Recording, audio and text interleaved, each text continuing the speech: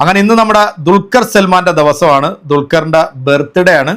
ഇതുമായി ബന്ധപ്പെട്ട് ദുൽഖർ പ്രൊഡക്ഷൻ കമ്പനിയുടെ ഏറ്റവും പുതിയ സിനിമയായിട്ടുള്ള ലോക ചാപ്റ്റർ 1 നമ്മൾ അതിൻ്റെ ടീസർ ഓൾറെഡി കണ്ടു. കിട്ടു സാധനമായിരുന്നു, വേറെ വൈബായിരുന്നു. ആ കമ്പനി എന്താണോ അതിൻ്റെ ക്വാളിറ്റി മെയിൻറ്റെയിൻ ചെയ്തിട്ടുള്ള കിട്ടു സാധനമാണ് നമുക്ക് ബർത്ത്ഡേയുമായി ബന്ധപ്പെട്ട് ദുൽഖർ പ്രൊഡക്ഷൻ കമ്പനി ആദ്യം തന്നത്.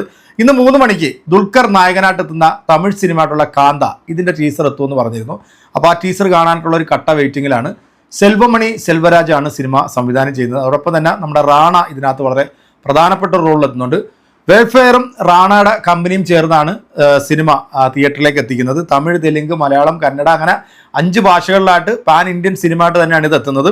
1950 കാലഘട്ടത്തിൽ ജീവിച്ചിരുന്ന അക്കാലത്തെ തമിഴ്നാട്ടിലെ സൂപ്പർ സ്റ്റാർ ആയിട്ടുള്ള ത്യാഗരാജൻ ഭാഗവത് എന്ന് പറയുന്ന ഒരു നടന്റെ ജീവചരിത്രമാണ് ഈ സിനിമയുടെ ഒരു കഥ പറയുന്നത്. ബ്ലാക്ക് ആൻഡ് വൈറ്റിലും കളറുമായിട്ടായിരിക്കും ഒരു പക്ഷേ ചിലപ്പം സിനിമ വരാൻ പോകുന്നത്. എന്തായാലും ദുൽഖർ സൽമാന്റെ ഫസ്റ്റ് ലുക്ക് പോസ്റ്റർ സമൂഹ മാധ്യമങ്ങളിൽ വലിയ ശ്രദ്ധ നേടിയിട്ടുള്ളതാണ്.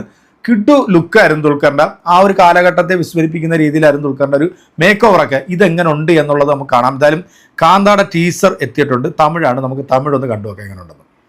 മോഡേൺ സ്റ്റുഡിയോസ് തയ്യാറിക്കവിருக்கும் திரைப்படம் சாந்தா தமிழ் சினிமாவின் முதல் பேய் படம். பாபு, முதல் ஷாட் என்ன? சந்திரன் பெயிண்டிங்ல பேய் நீல பார்த்து பயப்படுறது.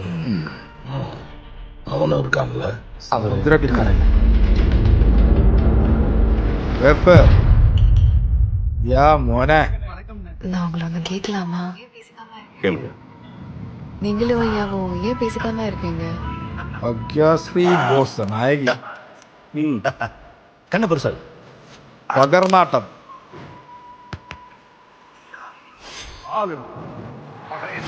நீ யாருன்றது அந்த உலகம் பார்க்க போகுது.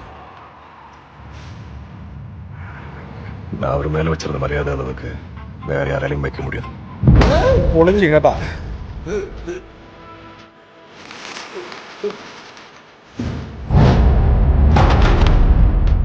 எல்லாரும் சொல்லுவாங்க அவன் தான். இந்த படத்தோட கதாசிரியரா இயக்குனரா நான் சொல்றேன். கதாநாயகன், கதாநாயகி எல்லாமே நீதான். Shantha scene 60 shot 1 take 1. Babu, அண்ணே, எந்த சீன்ல ஆரம்பிக்க போறோம்? இன்னைக்கு நீங்களும் சந்திரனும் பெயிண்டிங்ல பேய் உருவத்தை பார்த்ததை பத்தி பேசிக்கிறீங்க. அது வேணாம் பாபு, ஏதாவது நல்ல சீன்ல ஆரம்பிப்போம்.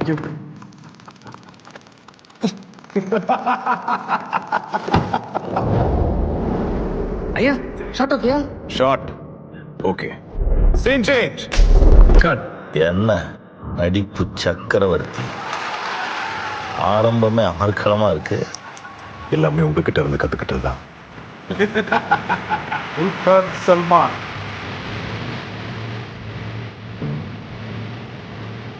அப்புறம் കാന്ത. படம் பேரு சாந்தா இல்ல,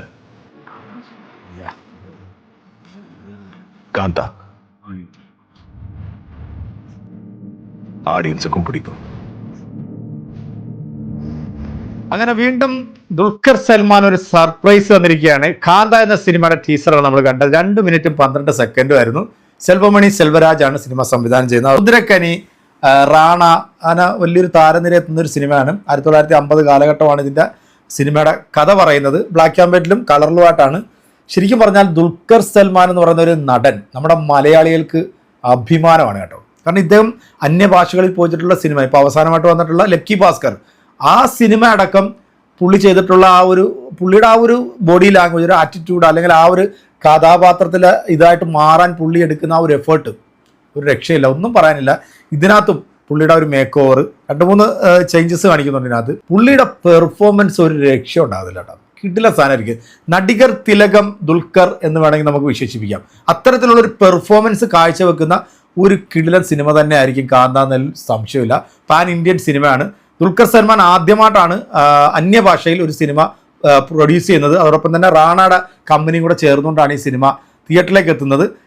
നമുക്ക് ദുൽഖർ സൽമാൻ ഇന്ന് 2 പുതിയ സിനിമകളുടെ അപ്ഡേഷനാണ് തന്നത്. ഒന്ന് പുള്ളിയുടെ പ്രൊഡക്ഷൻ കമ്പനിയുടെ ഒരു സിനിമയും, മറ്റൊന്ന് പുള്ളി അഭിനയിക്കുന്ന സിനിമയുടെ അപ്ഡേഷനാണ് ഇപ്പോൾ കണ്ടത്. അതിൽ ഈ ടീസർ നിങ്ങൾക്ക് ഇഷ്ടപ്പെട്ടു എന്നാണ് എൻ്റെ ഒരു വിശ്വാസം. ഇഷ്ടപ്പെട്ടിട്ടുണ്ടെങ്കിൽ നിങ്ങളുടെ അഭിപ്രായം അറിയിക്കുക. മലയാളത്തിലൊരു സിനിമ ഇനി വരണമെന്നുണ്ടെങ്കിൽ നമ്മൾ കുറച്ചാളൂടെ കാത്തിരിക്കണം. ഇപ്പം ഷൂട്ട് നടന്നുകൊണ്ടിരിക്കുന്നത് നഹാസ് ദായത്ത് സംവിധാനം ചെയ്യുന്ന അയാം ഗെയിം എന്ന സിനിമയാണ്. അതും വലിയ പ്രതീക്ഷയുള്ളൊരു സിനിമ തന്നെയാണ്.